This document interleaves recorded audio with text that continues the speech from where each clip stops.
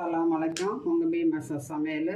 எல்லோரும் எப்படி இருக்கீங்கப்பா? நல்லா இருக்கீங்களா? நாங்கள் நல்லா இருக்கோம். நீங்களும் நல்லா இருக்கணும்னு அல்லாட்ட துவா கேட்குறோம்.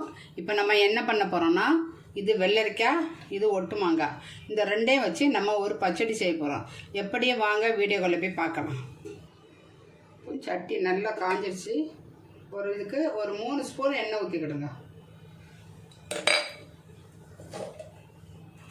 அப்புறம்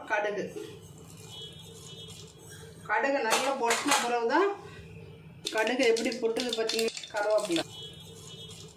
கடுகு நல்லா பொட்டின பிறகு தான், கடுகு எப்படி பொட்டுது பார்த்தீங்களா, கருவேப்பிலை.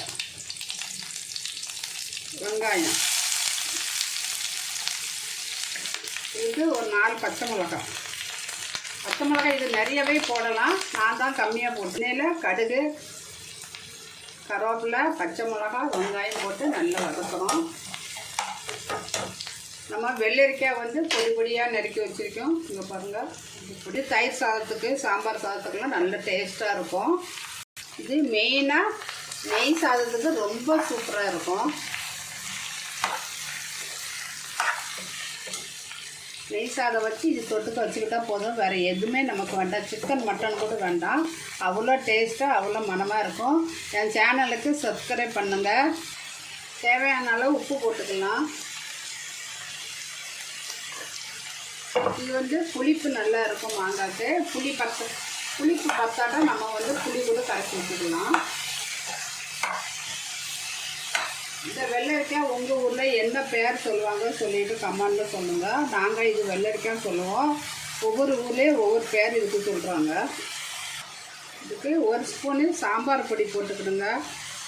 உங்களுக்கு காரம் எப்படி அதே மாதிரி சாம்பார் பொடி இல்லைட்டா தனி மிளகாத்தூள் போட்டுக்கலாம். இது 1 டம்ளர் தண்ணி ஊற்றி, வெள்ளரிக்காயில் தண்ணி விடும். இல்லை வெள்ளரிக்காய் மாங்காய் நல்லா வேகணும், அப்போ தான் நல்லா இருக்கும். அதனால் நம்ம நல்லா கிளறிட்டு மூடி விட்டுடலாம். லைட்டாக மஞ்சத்தூள் போட்டுக்கலாம். இப்போ பாருங்கள், வெள்ளரிக்காய் பச்சடி நல்லா வெந்துருச்சு. கொஞ்சோண்டு புளி ஊற்றலாம். ஏன்னா மாங்காய் புளிப்பு கம்மியாக தான் இருக்குது. அதுக்கு பிறகு இது கூட நார்த்தங்கான்னு சொல்லுவாங்க. நார்த்தங்காய் கிடச்சா நார்த்தங்காய் போடலாம், ஒரு பாதி பொடி பொடியாக நறுக்கி. இல்லாட்டா எலுமிச்சக்காய் போடலாம். நான் என்ன பண்ண போகிறேன்னா, எலுமிச்சக்காய் ஊறுகாய் போட போகிறேன். அதுவும் ஒரு நல்ல டேஸ்ட்டாக வித்தியாசமாக இருக்கும். 1 ஸ்பூன் இதையும் போட்டு நல்லா கிண்டி விட்டுடலாம். நல்ல டேஸ்ட்டாக இருக்குங்க. இது நெய் சாதத்துக்கு, சாம்பார் சாதத்துக்கு, தயிர் சாதத்துக்கு, இட்லி தோசையை கூட இது வச்சு சாப்பிடலாம்.